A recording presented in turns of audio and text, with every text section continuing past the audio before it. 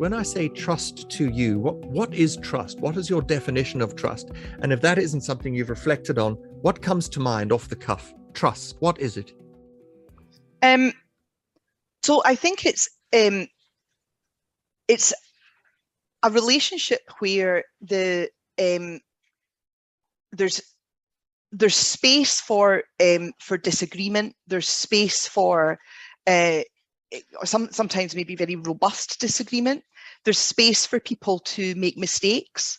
There's space for people to experiment and to challenge. But you know, and the understanding, but with an understanding underpinning that, that there is, I suppose, a common project that people are working towards, or a common aim. And I think that it's something that we've worked on. We've worked on very hard in Glasgow. In some respects, we're quite a divided community, which is not unusual in cities particularly. But there is a sense, Glasgow actually just a few years ago, that it was the European Commission, I think, had named Glasgow as being a city where there were very high levels of trust and authenticity. In fact, I think was something that they talked about as well. And the sense that we are, you know, I suppose, a city that knows who we are, and there is that sense of perhaps a common civic purpose within the city. Now, I wouldn't say that we necessarily have that always, or as much as we would like. We do in very key respects, but I think for me that's what you would want to work towards in relationships with different groups. You know, we have, I mean, just to give one example, I suppose, and it's actually a very practical example that we experienced in Glasgow. When we came into administration, my party came into administration in the city, it was the first change of political administration in the city for 40 years. And we inherited homelessness services that were in very poor condition, and in actual fact had been censured by the Scottish housing regulator.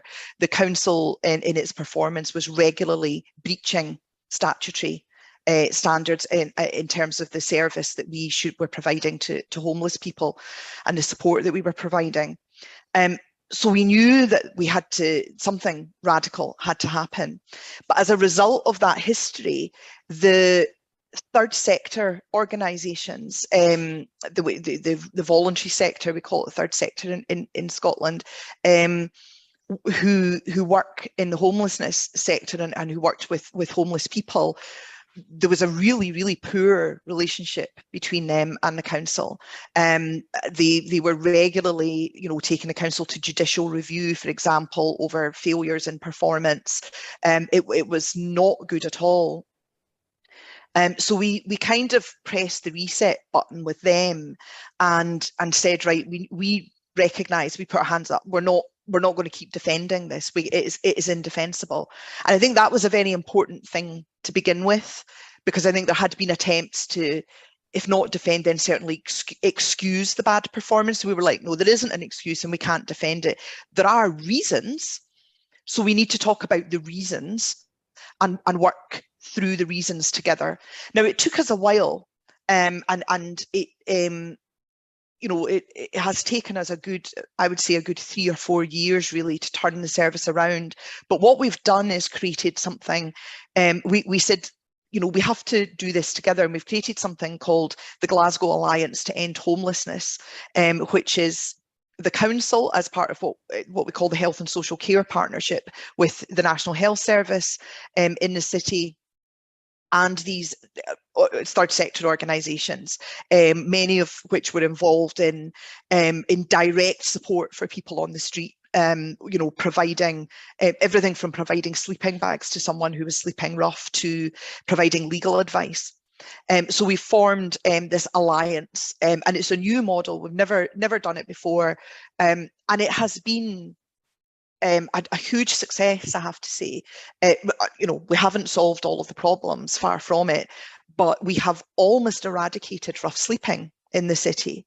We have a small number of kind of persistent rough sleepers, if you like, who are actually by choice to a significant degree, but they are in the single figures now, having been around about the 60 mark regularly. We had would be the kind of average number of rough sleepers on any given night in the city, which is actually pretty low for a city of Glasgow's size. But we have quite a compact city centre, so it was very visible. So really have turned that around. In order to do that, we had to turn the relationships around, and there had to be a lot of honesty. There had to be a lot of quite a bit of soul searching, and we also had to agree collectively to kind of set the past aside, say, right, we know that things were bad in the past. Things have probably been said by everybody on all sides that shouldn't have been said, but we can't hold grudges. If we're going to turn this around and we're going to improve it, we need to come together and recognise that actually we all want the same outcome. We all want the same common cause. So it was, as I say, it was a very challenging process, and I think there were probably quite a few tears and huffs and storming us out along the way, but we got there, and that kind of persistence in just constantly coming back and saying we need to get a better outcome, so we can't give up, we can't walk away from it, because actually this is not for us, it's not for our organisations, it's for the people that we collectively serve, and fighting over who's doing it better, or pots of money as well, it isn't going to help them. So we also, the money all goes into a single pot now, and the alliance allocates and spends rather than individual organisation. If we can hold on to recognising that we want the same thing, then that is a starting point for building trust, and hopefully then that trust in itself builds the results and delivers the results that you want.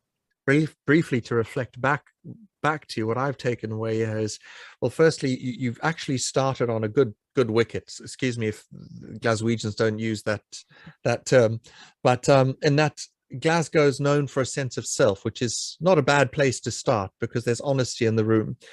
The levels of trust where they have existed, it's allowed space for disagreement. You've also, as a council, and perhaps the whole community, has exercised transparency, taken responsibility, been very forward-looking, and you used the word soul-searching. There's been some soul-searching. You've also said, to use your words, there've been tears, and there's been some huffs and some walking out, which is there's vulnerability there, and there's frustration there, and there's anger there, and there's all that stuff that comes with public show of emotion. It's all there, which doesn't happen in every environment. And you've also let the past go for the sake of looking ahead as well. And so I would call that forgiveness. You've let things go, which is remarkable.